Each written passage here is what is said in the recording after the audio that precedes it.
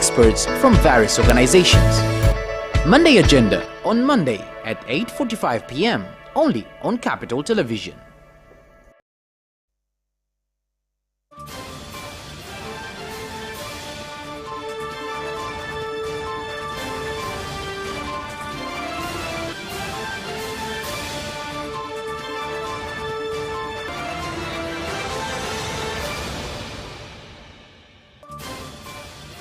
Capital News tonight. Energy and Water Utilities Regulatory Authority, EWURA, shuts down 7 fueling stations.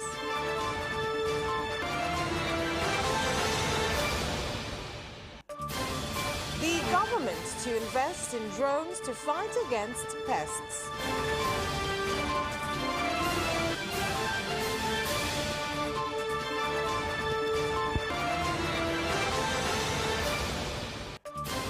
And in sports news, CDF Jacob Mkunda commends Lugalo Golf Club for a successful NMB CDF Trophy tournament.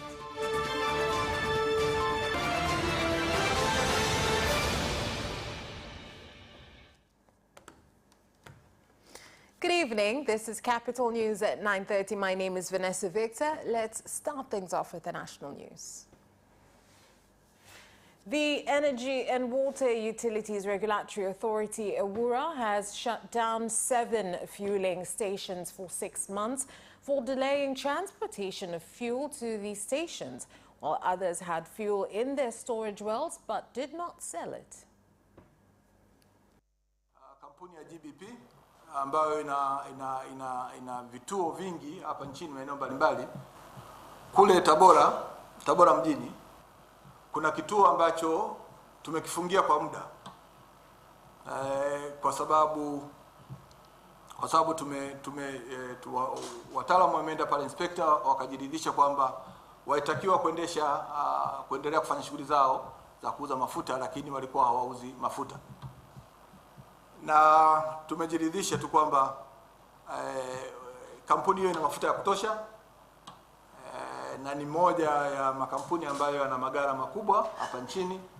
Kwa hiyo kulikuwa hamna sababu yoyote ya vituo vyake takriban 5 kutokuwa na mafuta. Vituo hivyo ni pamoja na Matemba ambacho kiko Tuliani, kitafungiwa kwa kipindi cha miezi 6 kuanzia leo, kutojishughulisha na shughuli yoyote kwenye eneo hilo la uuzaji wa mafuta. Na pia imekifungia kituo cha Camel Oil Msamvu ambacho pia kiko Morogoro, kuto kuendesha shughuli za biashara za mafuta katika kituo hicho kwa kipindi cha miezi 6 kuanzia leo. And some fuel station owners in the Moshi District, Kilimanjaro region, whose stations are experiencing fuel shortage, have said that they have not been able to sell the commodity because they are out of stock, and that they are not waiting for fuel prices to rise to start selling.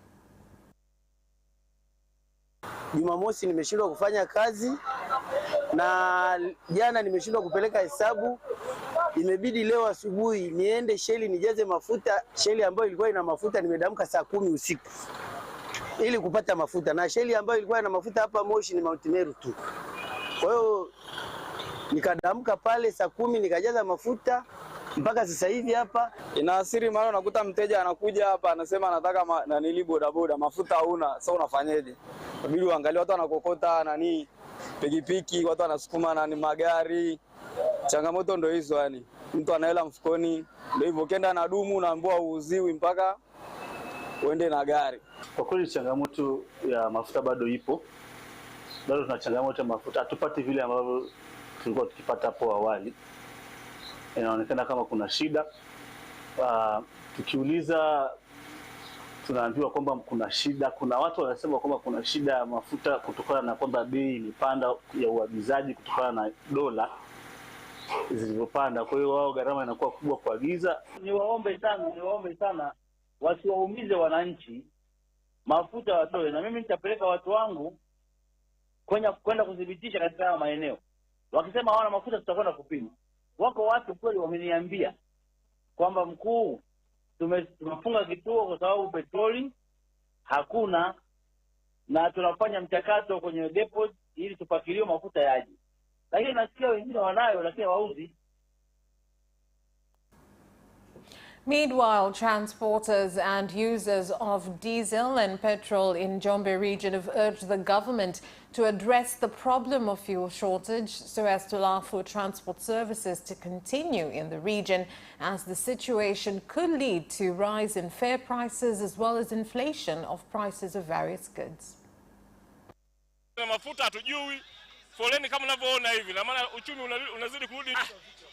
Nafikiri wafanya biashara wameficha mafuta. Na madereva, mapambo attendant, maafisa wa ofisini nalipa milioni 40 kila siku. Niuze mafuta nisiuze, lakini yakiwepo mafuta nauza, napata faida, inafidia na hofu kuanza kusimamisha sasa hivi wafanyakazi. Tumefanya ukaguzi vituo vyote vya mafuta na tumebaini kwamba mafuta kweli hamna, kuna scarcity ya mafuta. Magari, bajaji, bodaboda, tunaomba kwa muda huu msiongeze nauli.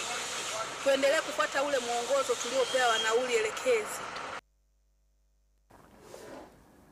The President of the United Republic of Tanzania, Dr. Samia Suluhu Hassan, during the opening of the annual general meeting of senior officers of the police force, has called on the force to effectively oversee values and discipline within the force, while placing emphasis on the use of various technologies that will aid in increasing transparency and efficiency in performance and reduce complaints from citizens. Kwa hiyo niombe sana tukazie kwenye maadili. Kuna vitendo vinatokea, unarushiwa clip, huitizami mara mbili. Unaambiwa huyo ni wa jeshi la polisi. Huitizami mara mbili. Kwa hiyo naomba sana IGP kaza buti. Kaza buti, jeshi linyooke hili. Lakini niseme hapo masuala ambayo wananchi wameendelea kama nilivyosema kulalamika. Rushwa bado ni masuala ambayo wananchi wanaendelea kulalamika kwa baadhi ya askari, hususan askari wa usalama barabarani. Lakini hili kama alivyosema waziri, teknolojia itakwenda kuondoa hili. Unajua wakati mwingine ni vigumu kurekebisha tabia, lakini tabia inarekebishika kukiwa na teknolojia inayolazimisha watu wafuate teknolojia inavyotaka. Serikali ya awamu ya 6 chini ya uongozi wako mahiri umelipatia jeshi la polisi vibali vya ajira kwa askari wapya ili kuongeza ikama ya jeshi la polisi ili kuweka uwiano sawia kati ya askari na wananchi. Tunakushukuru kwa dhati, kwani hadi sasa tumepata vibali vya ajira 4 vinavyojumuisha ajira mpya 2500 na ajira mbadala 2546. The Wami River Basin Water Board has started a special operation to seek out and capture citizens found to be involved in sabotage and starting of fires close to water sources, including the Mzakwe source, which is depended upon by 90% of residents in Dodoma City. Shughuli ambazo haziruhusiwi na ambazo tulishazikataza, hatutegemei kukuta watu wako ndani ya hifadhi, aidha akichoma mkaa, aidha akikata kuni, aidha akichunga, aidha akilima, kwa shughuli zote ambazo zimezuiwa ndani ya hifadhi hii. Kiukweli tutachukua hatua kali za kisheria. Miezi miwili imepita sasa, au ndani ya mwezi mmoja, matukio zaidi ya 3 yanatokea, lakini tunajulishwa sisi kama jeshi la zimamoto na uokoaji, bana kuna moto umetokea katika hili maeneo la Makutupola hapa. Sisi kama jeshi la zimamoto na uokoaji huwa tunafika kwa wakati na kuweza kupambana na haya majanga. Kazi inayofanyika hapa ni kutengeneza barabara za kukinga mioto. Kazi itakayofanyika yenye sura hii itaenda kulinda mosi hifadhi ya bonde lenyewe katika ujumla wake. Wataalamu wameweka max. Kila baada ya hatua ngapi kutakuwa na hiyo barabara na zitakuwa zipo ngapi hapo. The National Assembly of Tanzania has received and officially welcomed for the first time the Deputy Prime Minister and Minister of Energy, Dr. Doto Biteko, since he was appointed by the President, Dr. Samia Suluhu Hassan, to the position. Naibu waziri mkuu, lakini pia ni waziri wa nishati. Kwa hivyo kuna wakati pengine atatakiwa kuja kwenye hizo kamati, mwe mnakumbuka tu kwamba ana nafasi mbili, sio mwanze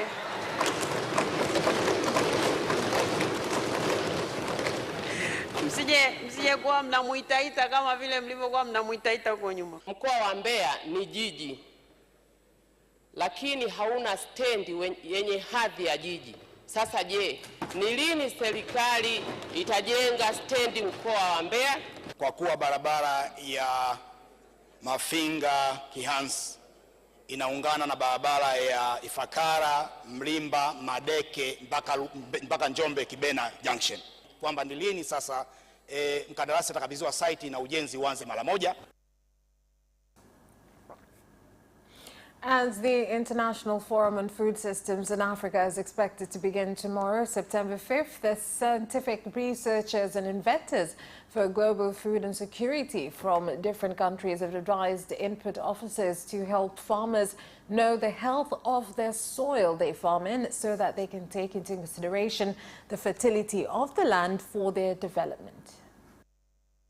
Udongo unabadilika kutoka sehemu na sehemu, na pia mbinu za kuboresha afya udongo zinatakiwa ziendane na mazingira ambapo mkulima yupo. Ukiwa maeneo ya Iringa ambapo tindikali ni kubwa, mbinu za afya udongo zitakuwa tofauti na ukiwa maeneo ya Dodoma, sehemu kame ambapo tindikali inaweza ikawa sio kubwa, lakini ile mboji ya kwenye udongo na hali ya mimea iliyopo ni ndogo. Kwa hiyo hapa tuna sehemu ya kwanza ni kwamba inabidi tafiti na maelekezo ya kuboresha afya udongo kwanza yaendane na mazingira. La pili, swala la afya udongo haliangalii tu virutubisho. Changamoto ni kwamba kupata ile wanaita kwa Kiingereza inputs kama fertilizer, kama manure, yani mbolea, fertilizer na kadhalika, na ile gharama ya wafanyikazi kutengeneza haya maneno yote, gharama ya kutengeneza afya ya udongo ni juu kidogo. Ukiangalia mambo yote ambayo mkulima anatakana afanye ili ya kwamba afya ya udongo iwe mzuri ni gharama. Kwa hivyo hiyo ndio changamoto kubwa. Changamoto nyingine ni kwamba mkulima anaweza fanya bidii sana apate mmea mzuri, lakini sasa soko labda inamwangusha. We are based in Mexico, but we work throughout the global south, particularly in Africa. And it's very good to be home, as I've lived in Tanzania in 2017-2018 in Arusha. And as a professor, I was on sabbatic, and then also in Malawi. So it's always good to be back in Africa. I think I'm very excited in Africa that we're seeing entrepreneurship around soil health and new markets like for compost and new markets around value chains. I think we're seeing a lot of movement, back to the M's, around soil health in Africa. There's a real understanding now that the foundation that we all walk on is soil health. And as I said, new value chains, new opportunities. I think AGRF is making sure that youth, women, and this whole new generation of entrepreneurs, as we're seeing in Tanzania now, is coming to the fore. And despite Tanzania being among countries growing good quality cocoa in regions such as Tanga, Morogoro and Mbeya, consumption of cocoa is still minimal, even though they are products that meet international market standard requirements produced locally from the crop. Tanzania tunalima cocoa kwa kiwango kikubwa sana, na tunategemea mikoa mingi ambayo cocoa inalimwa, lakini quality tunategemea mkoa mkubwa ambao ni Mbeya, ambao cocoa zake zinauzwa hata nje ya nchi, lakini matumizi ya ndani sio makubwa sana, kwa sababu wale artists wa kutengeneza hiko kitu chocolate au vitu vingine tofauti kutokana na cocoa ni bado wachache, lakini nje ni wengi na nje inaenda nyingi cocoa. lakini make sure kama hapa ndani kutakuwa kuna watu wengi ambao wanaweza kujua kokoa ina maana gani na inatuletea faida gani, itakuwa ni soko kubwa kwa Tanzania na itasaidia mambo mengi kwa ajili ya watu wengi sana. Lakini kiukweli matumizi ya ndani sio makubwa, ila matumizi ya nje ni makubwa, ila uzalishaji wa kokoa ndani ni mkubwa. Kwa mimi naona serikali ingelipa kipaumbele ili zao kwanza, kuwajulisha wafanyabiashara mbalimbali kwamba Tanzania kuna kokoa na inapatikana kwa wingi na yenye ubora zaidi. Kuna watu wamejaribu hizi chocolate na wanasema chocolate kutoka Tanzania ni nzuri na iko kwenye quality nzuri. Try a few different recipes like proportions, because if you add more butter it does make it more delicious, but at some point you get that flavor of like it's really oily and buttery, so you don't want that. So yeah, we're still figuring out. we see our factory more like as a test kitchen where we really try many different varieties. Okay. That is the end of our national news. Business news is next.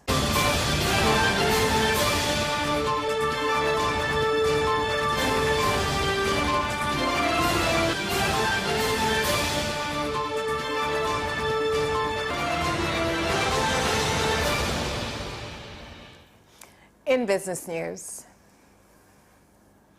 the government, through the Ministry of Agriculture, has started to invest in drones that will be used to fight pests that have been destroying various crops in the country, causing farmers to incur heavy losses.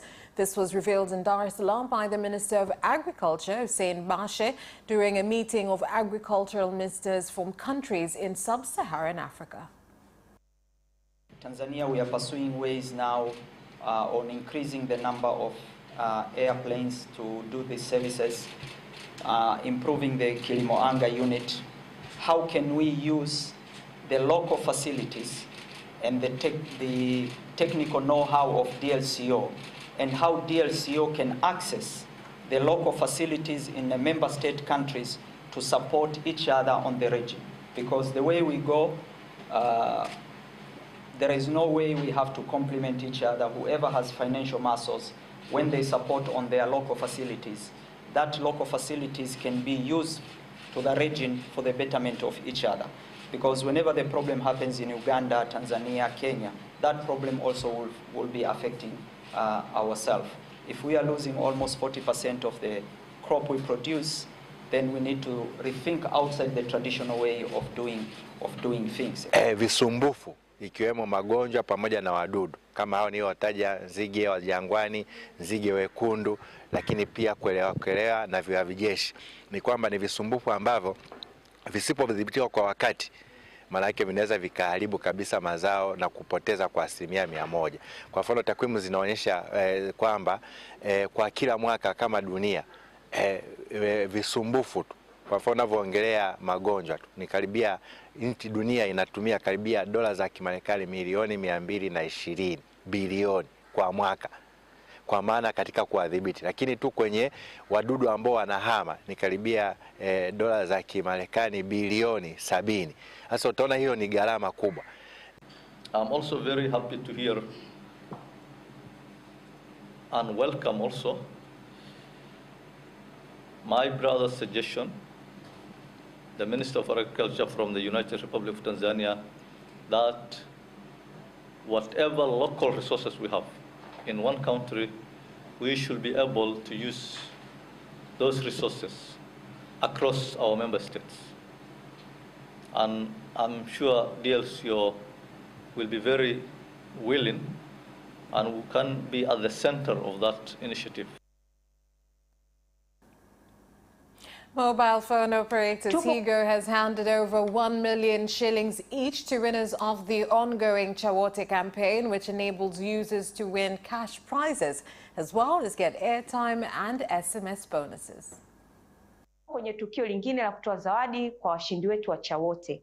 Mpaka kufikia leo tumeshatoa zawadi kwa washindi zaidi ya 22,400 ambapo wametoka maeneo mbalimbali Tanzania. Sisi kama tulivyosema hapo awali, nia yetu ni kubadilisha maisha ya Tanzania na kuwasaidia kutimiza malengo yao. Kwa hiyo endelea kufanya miamala ya Tigo Pesa ili uweze kutimiza malengo yako ya 2023, kwani kampeni hii sio ya cha huyu wala cha yule, bali ni ya cha wote.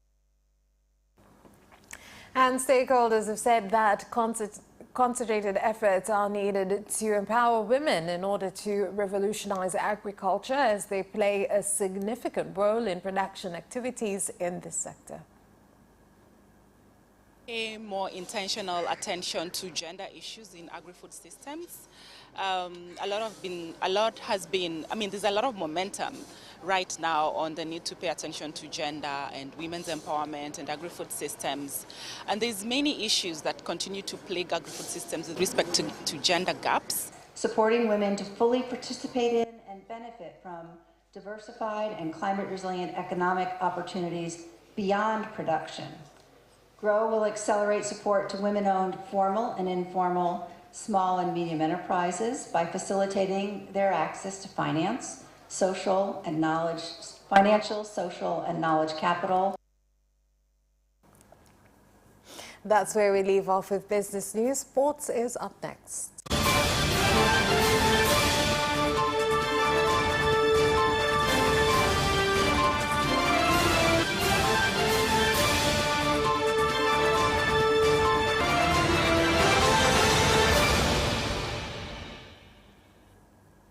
Now in sports news. The manager of the Benjamin Mkapa Stadium in Dar es Salaam, Linde Mahona, has said that the stadium is ready to host the African League opening game between Simba and Al Ahly of Egypt. Hata viongozi mbalimbali wa CAF walishakuja, wameendelea kuja kuangalia hali zinavyokwenda. Tunawasiliana nao hata kwenye siku hizi, unajua mawasiliano ni wigo mpana, hata kwa njia ya simu tunawasiliana nao kuhakikisha kwamba tunaendelea kupeana updates au kupeana taarifa kwa namna ambavyo sisi uwanja wa Benjamin William Mkapa tunavyoendelea kurekebisha maeneo mbalimbali. Lakini pia naamini Rais wa Jamhuri ya Muungano wa Tanzania Mama Dr. Samia Suluhu Hassan, unaona anavyosupport michezo. Kwa hiyo unaweza kaona hii fursa inavyofunguka, hata mashindano makubwa ya Afrika kufunguliwa hapa Tanzania si jambo dogo, ni jambo kubwa sana. The Chief of Defence Forces, General Jacob Mkunda, has commended Lugalo Golf Club for successfully organizing the NMB CDF Trophy 2023 competition, being part of celebrations of the 59th anniversary of Tanzania People's Defence Force, TPDF. Nichukue fursa hii pia sasa kuwapongeza wachezaji wote wa golf kutoka klabu mbalimbali kwa kujitokeza kwa wingi, kushiriki na kushindana na kufanikisha tukio hili muhimu. Kama ilivyokushaelezwa hapo awali, tumeambiwa safari hii mwamko au mwitikio umekuwa mkubwa sana kwa wachezaji. Binafsi nilishachanganyikiwa kuwa itakuwaje, lakini nashukuru Mungu zoezi limeisha salama, sijapokea majeruhi yoyote. Wapo waliosononeka ambao tuliwaambia jamani imetosha, hatutaweza tena kuaccommodate watu wote mnaotaka kushiriki, lakini watatusamehe. Tutatafuta namna nzuri ya kuaccommodate watu wengi. And Bonita Butler's company in Arusha has sponsored the SQF Marathon that aims to raise funds to support children born with cleft lip. Ni mbio ambayo tunahamasisha uelewa juu ya midomo wazi katika nchi ya Tanzania, lakini pia kiingilio chote au mapato yote yanapatikana kutokana na mbio hii yasaidia hawa watoto wanaozaliwa na midomo wazi kwa ajili ya matibabu yao ambao ni upasuaji. Kuanzia sasa mpaka tunapofanya marathon nyingine mwezi wa 9, tumepanga kufanyia watoto zaidi ya 500. Tumeenda kuandika historia kwa sababu lengo ilikuwa ni kuweza kutibu watoto zaidi ya 250. Kwa fedha iliyopatikana leo inaenda kabisa kubadilisha historia ya watoto hawa, na niwaombe sana ndugu zanguni, tuweze kuwatoa watoto hawa waweze kwenda kuandikishwa katika vituo vya afya ili waingie kwenye listi ya matibabu haya ambayo ni bure kabisa. Hii marathon tumejihusisha sana kwenye water point mbalimbali. Kama mlivyoona kwenye water point zote tulikuwepo, tukihakikisha wakimbiaji wetu wanapata huduma ya vinywaji baridi, kama ambavyo tunajua kwamba wakimbiaji wetu wanapoteza maji, lakini sisi kazi yetu kubwa ilikuwa ni kuwarudishia maji pale wanapopoteza. Tumehakikisha vituo vyetu vyote ya maji, wakimbiaji wetu wanapata huduma vizuri ya maji. And that sports item ends our news bulletin. On behalf of everyone who worked to bring you this bulletin, my name is Vanessa Victor. Thank you for watching. Good night.